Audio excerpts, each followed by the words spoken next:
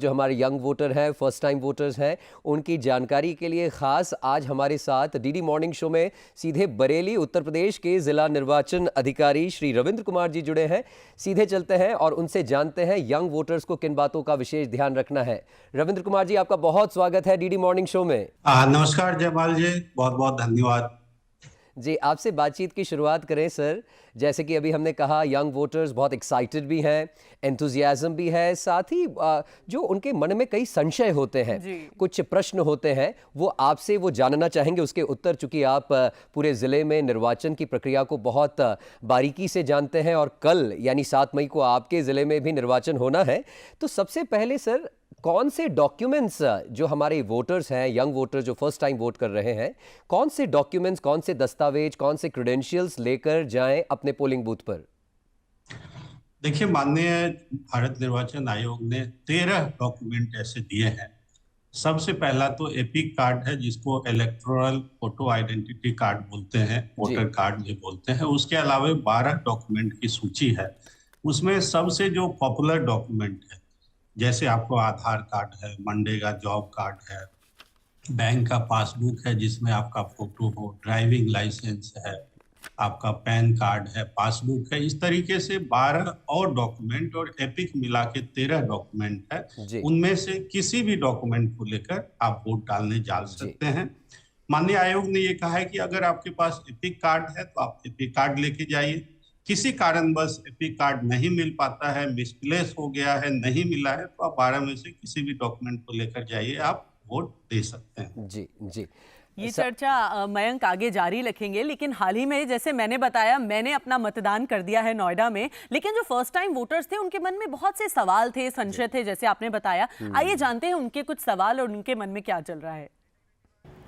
तो मैं अभी फर्स्ट टाइम अपना योगदान दूंगी वोटिंग में, तो I am excited for that कि मैं अपने राष्ट्र के लिए कुछ योगदान दूंगी, कुछ मदद करूंगी अपना राष्ट्र आगे बढ़ाने के लिए। बट मेरे को एक डाउट है कि जैसे कि हम वोट देने जाते हैं तो उसमें प्रोसीजर क्या होता है, हम कैसे वोट देते हैं, क्या क्या चीज़ें होती हैं? मैं वोटिंग को लेके बहुत एक्साइटेड हूँ और मेरे पास सिर्फ आधार कार्ड ही है। क्या मैं उससे वोट दे सकती हूँ? और मेरे पास कुछ अभी वोटर आईडी कार्ड तो है नहीं। मैं इस साल पहली बार अपना वोट देने जा रहा हूँ और मेरे मन में काफ़ी समय से एक प्रश्न था कि यदि नोटा पर मेजॉरिटी ऑफ द वोट्स आते हैं तो क्या डिसीजन लिया जाएगा? क्या री इलेक्शन कंडक्ट किए जाएंगे या फिर नोटा के बाद जिस भी पार्टी को मेजॉरिटी ऑफ द वोट्स मिलते हैं वह पार्टी रूलिंग पार्टी कहलाएगी या फिर कोई और ऑप्शन चुना जाएगा? मैं फ़र्स्ट टाइम वोटर हूँ, बट अभी तक मेरा वोटर आईडी नहीं है। मैं पहली बार वोट देना चाहती हूँ, बट क्या अगर मेरा वोटर आईडी नहीं है तो मैं क्या वोट दे सकती हूँ? मैं फ़र्स्ट टाइम वोट कर रही हूँ, मेरा वोटर आईडी अभी तक नहीं आया, तो अगर मेरा वोटर आईडी नहीं आएगा तो क्या मैं वोट नहीं कर पाऊँगी? और अगर मुझे करना है तो उसका प्रोसीजर क्या है? तो मैं काफ़ी ज़्यादा एक्साइटेड हूँ कि मुझे फ़र्स्ट टाइम वोटिंग करने का मौका मिला है। एक्चुअली मैं अभी 18+ हुई हूँ और मेरे फादर ने अभी मेरा वोटर आईडी कार्ड बनाया है। तो काफ़ी ज़्यादा सवाल भी मेरे मन में ये है कि क्या क्या डॉक्यूमेंट्स उस चीज़ में यूज़ होते हैं। आधार कार्ड है, वोटर कार्ड है, और सबसे ज़्यादा एक्साइटेड मैं इस चीज़ के लिए भी हूँ कि मुझे पहली बार वोटिंग करने का मौका मिलेगा और अपनी मनपसंद सरकार चुनने का भी मौका मिलेगा। तो आपने देखा कितने सारे सवाल और कितनी जोश है उनके अंदर, क्योंकि पहली बार वो वोट डालने जा रहे हैं। आइए अपने डिस्कशन को आगे बढ़ाते हैं और जानते हैं कि अगर आपकी जो वोटर इन्फॉर्मेशन स्लिप नहीं आई है, वोटर आईडी नहीं आया है किसी वजह से, तो सर क्या आप हमें बताएंगे हमारे फर्स्ट टाइम वोटर्स को कि अगर उनके पास वोटर आईडी नहीं है या फिर वोटर इन्फॉर्मेशन स्लिप भी नहीं आई किसी वजह से, तो वो कैसे अपना वोट डाल सकते हैं?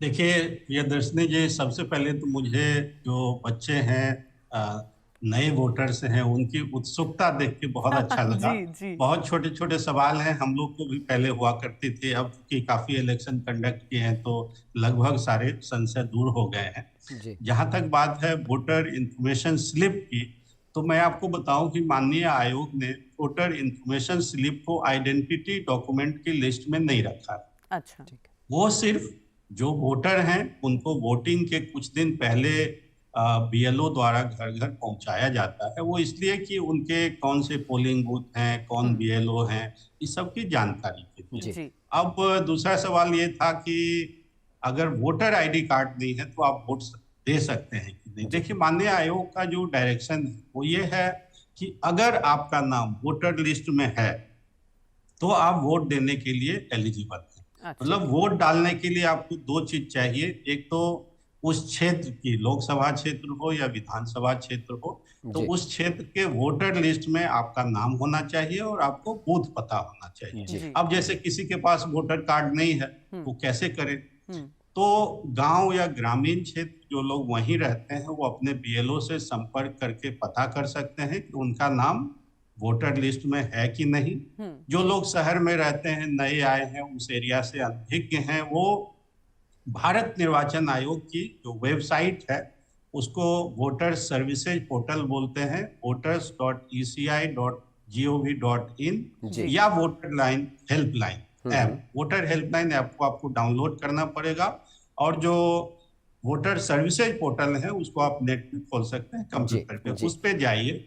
तो बेसिकली घबराने की जरूरत नहीं है। अगर वोटर आईडी अगर आपके पास नहीं भी है और लिस्ट में आपका नाम है तो आप मतदान कर सकते हैं। जी हाँ, रविंद्र कुमार जी, एक ये प्रश्न आया था हमारे यंग वोटर्स का कि प्रक्रिया क्या होगी जब वो पोलिंग स्टेशन पर जाएंगे, तो उन्हें जब वोटिंग रूम में जाएंगे तो किन प्रक्रियाओं से गुजरना होगा, साथ ही जब वो वोटिंग कर रहे होंगे तो किन चीज़ों का उन्हें ध्यान रखना है, क्या चीज़ वेरीफाई करनी है, वो ईवीएम रिलेटेड हो या वीवीपैट रिलेटेड हो? देखिए, मैं आपको बताऊं कि बहुत ही सरल प्रक्रिया है और जैसा कि आपने भी बताया कि चुनाव मतदान एक महापर्व है। सारे ही बूथ पे सारी सुविधाएं हमारे जो भी मतदातागण हैं उनको मिलेंगी। आप जाएंगे तो पहले कतार लगभग नहीं ही होती है, कभी कभी कतार होती है। आपको ये एडवाइस दिया जाता है कि अगर आप मोबाइल फोन लेके जाते हैं तो मोबाइल फोन जो मतदान बूथ का कक्ष है, कक्ष के अंदर अलाउड नहीं है, लेकिन आप मतदान केंद्र तक, जो सेंटर है, परिसर है, वहां तक ले जा सकते हैं। आप बाहर में बीएलओ के पास या सिक्योरिटी फोर्स के पास उसको जमा कर दें, फिर आप मतदान बूथ के अंदर प्रवेश करें। वहां प्रथम मतदान अधिकारी वोटर लिस्ट से आपका नाम वेरीफाई करेंगे, आपका जो आई कार्ड है, 13 जो अल्टरनेटिव डॉक्यूमेंट है टोटल, उनमें से चेक करेंगे। उसके बाद आप द्वितीय मतदान अधिकारी के पास जाएंगे, वहां पे एक वोटर रजिस्टर रहता है, उसमें आपका साइन लिया जाएगा, या निरक्षर है तो अंगूठा निशान लिया जाएगा। और फिर आपको जो अमिट स्याही होती है, इंडेलेबल इंक, वो लेफ्ट हैंड के तर्जनी उंगली पे लगेगा। फिर आपको एक स्लिप दिया जाएगा, वोटर स्लिप बोलते हैं जी। वो स्लिप लेके आप तीसरे मतदान अधिकारी के पास जाएंगे, स्लिप देंगे और वो फिर बैलेट का बटन दबाएंगे। आप वोटिंग कंपार्टमेंट में जाके अपने मन चाहे जो भी उम्मीदवार है उनको वोट दीजिए और आराम से बाहर आइए, अपना मोबाइल फोन लीजिए, वहां से सेल्फी खींचिए। बहुत सारे बूथ पे सेल्फी पॉइंट भी है और आराम से आप घर चले आइए। बहुत ही सरल प्रक्रिया है, इसमें आपको कुछ नहीं करना है, केवल आपका नाम वोटर लिस्ट में होना चाहिए और आपके पास 13 में से एक आइडेंटिटी डॉक्यूमेंट होना चाहिए। जी सर, आपने बड़ी महत्वपूर्ण जानकारी हमको दी। और जो फर्स्ट टाइम वोटर्स हैं उनका एक ये भी सवाल हमारे पास आया कि समय क्या रहता है, किस टाइम से किस समय तक आप वोट डालने जा सकते हैं। और मैं ये बता दूं सबको अपने पर्सनल एक्सपीरियंस से कि जितने भी सेंटर्स हैं they are all very well manage, तो आपको घबराने की ज़रूरत नहीं है कि वहाँ पे भीड़ होगी या मैं बहुत समय से कतार में खड़ा होना पड़ेगा, ऐसा बिल्कुल नहीं है। और वापस आते हैं सर से, जानते हैं कि वो समय, वो अवधि क्या है जब आप जाके मतदान कर सकते हैं। देखिए, पूरे भारतवर्ष में सुबह 7 बजे मतदान शुरू होने की अवधि है। मतदान खत्म होने की जो हमारा क्षेत्र है वहाँ 6 बजे है, बट डिपेंडिंग ऑन की लोकल कंडीशन, माननीय आयोग ने कुछ नॉर्थ ईस्ट के स्टेट हैं उसमें पहले भी खत्म करने का रखा है, 5 बजे भी, 4 बजे। बट जो भी उत्तर प्रदेश के मतदाता हैं, दिल्ली के आसपास के क्षेत्र हैं, उनके लिए सुबह 7 बजे शुरू और शाम 6 बजे बंद। लेकिन मैं एक बात और बता दूं कि कोई व्यक्ति अगर शाम में 6 बजे से जस्ट पहले पहुंचते हैं उनको घबराने की जरूरत नहीं है। जितने लोग 6 बजे तक पहुंच जाएंगे, अगर लाइन लंबी भी है तो मतदान अधिकारी उनको एक पर्ची देते हैं और उन सब लोगों को 6 बजे के बाद भी, जब तक सारे लोग मतदान नहीं दे देते हैं, तब तक वो मतदान की प्रक्रिया चलती है। जी जी रविंद्र कुमार जी, एक और बात जानना चाहेंगे। जैसे अभी हमने सारे डॉक्यूमेंट्स की बात की, अगर किसी मतदाता के पास डिजिटल फॉर्म में उसका आईडी है, उसके पास पेपर फॉर्म में या फिजिकल फॉर्म में नहीं है, डिजिटल फॉर्म में है, तो क्या वो भी मान्य रहेगा? देखिए, अब यहीं पे क्वेश्चन आता है, डिजिटल जो गैजेट है या मोबाइल फोन है वो बूथ के अंदर अलाउड नहीं है। जी। तो आपके पास डिजिटल फॉर्म है तो आप अंदर उसको ले नहीं जा सकते हैं। जी। तो बेहतर है कि उसका एक प्रिंट आउट ले लें, क्योंकि मोबाइल फोन आपका बाहर रखवा लिया जाता है। जी, तो आप एक जी। प्रिंट आउट ले लें और उसको लेके अंदर जाएं। जी। मैं आपको ये भी बताऊं कि मोबाइल फोन किसी भी वोटर का अलाउड नहीं है, और मतदान जो बूथ के अंदर है सिर्फ वहां पे पीठासीन अधिकारी और माइक्रो ऑब्जर्वर के अलावा अन्य कोई भी व्यक्ति आते हैं, जैसे सीनियर अधिकारी आते हैं या कैंडिडेट आते हैं, उनके पोलिंग एजेंट आते हैं, किसी का भी मोबाइल फोन या अन्य इलेक्ट्रॉनिक गैजेट अलाउड नहीं है। जी। सर, जैसे फर्स्ट टाइम वोटर्स की यहाँ चर्चा हो रही है, जब वो बैलेट रूम के अंदर जाते हैं, वाइल प्रेसिंग द बटन, किन किन चीज़ों का उनको ख्याल रखना चाहिए, ध्यान रखना चाहिए? अब देखिए, आप अपने मनचाहे जो कैंडिडेट हैं उसको वोट देने जा रहे हैं, तो जैसे ही आप जो बैलेट यूनिट होता है जिसपे बैलेट पेपर लगा रहता है, उस पे कैंडिडेट के सामने का बटन, जिसको कैंडिडेट बटन बोलते हैं, उनको दबाएंगे।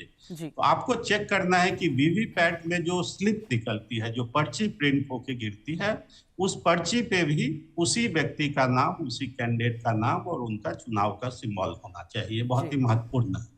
जी जी। साथ ही जो मुझे ऐसा लगा मयंक, जब हम प्रेस कर देते हैं उसके बाद it takes couple of seconds to register, तो आप एकदम दबा के भाग ना जाएं, उसको दबा के देखिए कि वहां पे एक छोटी सी जगह आपको दिख जाता है, जो भी आपने चिन्ह दबाया है वहां पे आप वेरीफाई कर लीजिए कि आपने जो दबाया है वो दिख रहा है, और उसके बाद ही वहां से निकलिए। जी हाँ, वेरीफाई कीजिए। और रविंद्र सर, आपसे ये भी जानना चाहेंगे, मान लीजिए कोई समस्या हो, कोई गड़बड़ी हो या कोई ग्रीवेंस हो, जो या कोई इर्रेगुलरिटी पोलिंग स्टेशन पर पाई जाती है, तो क्या वोटर इस ग्रीवेंस को कहीं रजिस्टर करवा सकता है ईसीआई के साथ?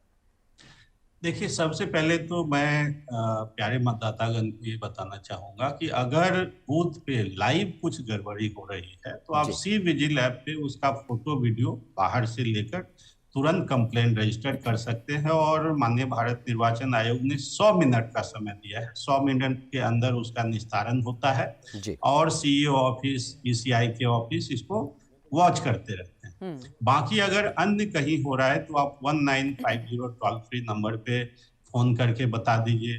अगर नेट से करना चाह रहे हैं तो जो वोटर सर्विसेज पोर्टल है उस पे भी कंप्लेंट रजिस्टर करने का है ऑप्शन। फिर अगर आपके पास वोटर हेल्पलाइन ऐप आपने डाउनलोड किया हुआ है तो आप उस पे भी कंप्लेंट रजिस्टर कर सकते हैं। जो हमारे दिव्यांग मतदाता है उसके लिए माननीय आयोग ने अलग से सक्षम ऐप बनाया है, तो वो सक्षम ऐप के माध्यम से अपने घर बैठे बैठे भी कंप्लेंट दर्ज कर सकते हैं। तो बहुत सारे विंडो हैं।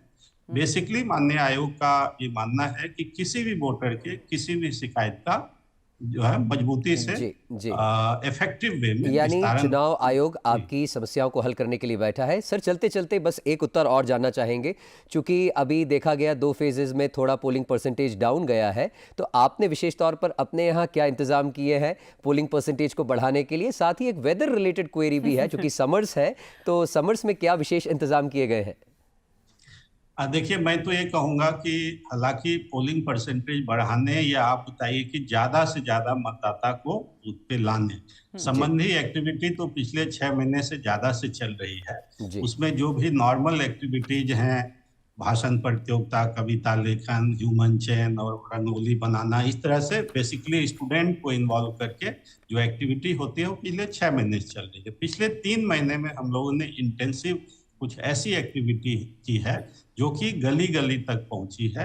एक ऐसी एक्टिविटी है कि मतदान गीत होता है, स्वीप सॉन्ग, जिसको कि हम लोगों ने लाउड स्पीकर के माध्यम से हमारे ग्रामीण क्षेत्र में और शहरी क्षेत्र में दोनों जगह सॉलिड वेस्ट मैनेजमेंट जो कूड़े वाली वाहन होती है उससे हम लोगों ने सुबह शाम इसको चलाया है।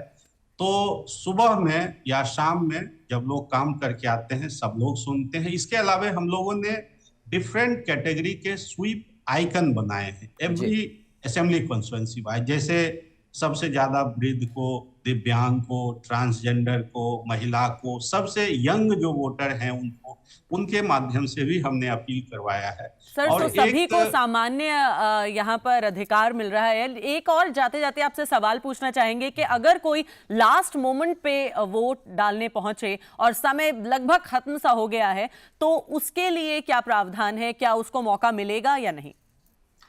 देखिए, माननीय आयोग के ये निर्देश है कि जो भी वोटिंग खत्म होने का समय है, जैसे हमारे यहाँ 6 बजे है, तो 6 बजे तक जितने भी मतदाता बूथ पे पहुंच जाएंगे जी, वो सभी लोग वोट डालेंगे, चाहे वो 6 बज के ज्यादा भी क्यों ना हो, 6 क्रॉस ही क्यों ना करते हो। अच्छा, इसका प्रोसीजर ये है कि जितने लोग बूथ पे पहुंच गए हैं उनको मतदान अधिकारी लास्ट पर्सन से शुरू करके, जो लास्ट लाइन में खड़े हैं उससे शुरू करके प्रथम व्यक्ति जो कि बूथ के पास हैं उनको एक चिट देते हैं, वोटर स्लिप, एक स्लिप देते हैं, और उस स्लिप के माध्यम से सब लोग वोट करेंगे। बट 6 बजे के बाद जो लोग आएंगे उनको नहीं मिलेगा। इसलिए हम लोग बार बार इस चीज का प्रचार करते हैं, सुबह 7 बजे से शाम के 6 बजे। यानी समय का विशेष ध्यान रखना है। हमारे दर्शक भी जितने देख रहे हैं, वोटिंग करने जाने वाले हैं, कल हो या आने वाले चरणों में हो, इन बातों का विशेष ध्यान रखें।